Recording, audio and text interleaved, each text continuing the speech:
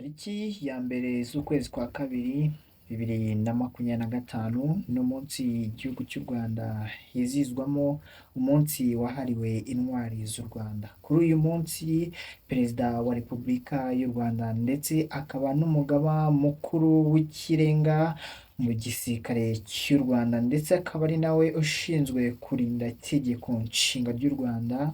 Kuri uyu munsi udasanzwe ku banyarwanda ndetse n'inshuti z'u Rwanda, Perezida wa Repubulika y'u Rwanda yagize ubutumwa bwihariye agenera abanyarwanda muri rusange kuri uyu munsi bizihizaho intwari zatanze ubuzima bwabo kugira ngo abanyarwanda babe bari aho bari muri iyi minsi. Perezida Paul Kagame yifurije abanyarwanda umunsi mwiza w'intwari z'igihugu. Asaba buri wese kwimakaza ubunyangamugayo, guhagarara ku kuri no gukomeza kubaka igihugu birenze icyo abandi bashaka kukigenera. Ni ubutumwa umukuru w'igihugu yagejeje ku banyarwanda kuri uyu wa mbere Gashyantare 2025 abinyujije ku rubuga rwa X. Perezida wa Repubulika y'u Rwanda Paul Kagame yagize ati: umunsi mwiza w'intwari. Uyu munsi turaha icyubahiro intwari z'igihugu cyacu zaharaniye kwimakaza indangagaciro z'ubumwe, ukuri n'ubutabera. Izo ndangagaciro akaba arizo zagize umusingi w'igihugu cyacu uyu munsi.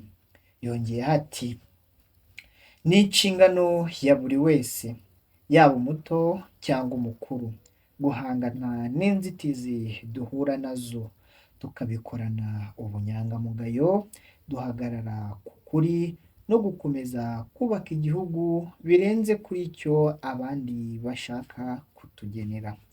Kuri uyu munsi kandi Perezida Kagame na Madamu Jeannette Kagame bashyize indabo ku kimenyetso cy'ubutwari kiri ku gicumbi cy'intwari z'u Rwanda, baranazunamira mu rwego rwo kuzisingiza no kurata ibigwi byazo. Umunsi w'intwari wizihizwa buri mwaka tariki ya mbere Gashyantare. Intwari u Rwanda twizihiza kandi rukazirikana ziri mu byiciro bitatu, birimo imanzi, imena ndetse n'ingenzi. Icyiciro cy'imanzi kirimo intwari zitakiriho zirimo umusirikare utazwi izina uhagarariye abasirikare bose baguye ku rugamba barwanira ineza y'u Rwanda.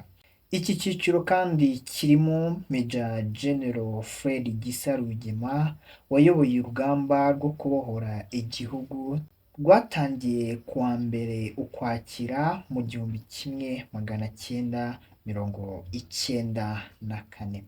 Icyiciro cy'imena kirimo umwami wa gatatu Rudahigwa Charles Léon Pierre, intwari Michel Rwagasana, Uwiringiyimana Agatha, intwari Felicita Niyitegeka n'abanyeshuri b'Inyange.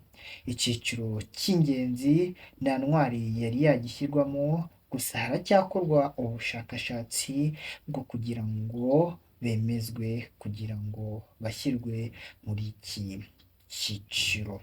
Turagushimiye wowe wabanye natwe muri iyi nkuru tukugezaho ubutumwa Perezida wa Repubulika y'u Rwanda yageneye abanyarwanda kuri uyu munsi twizihiza umunsi w'intwari. Reka natwe tukubwire ngo umunsi w'intwari mwiza kuri wowe. Wakanze subscribe, nawe uhise uyikanda, nawe ugiye kuyikanda, nawe uzayikanda. Umunsi mwiza w'intwari, ndetse nawe utayikanze sitwakwibagirwa, sitwakwirengagiza kuko uri uw'agaciro kuri twe.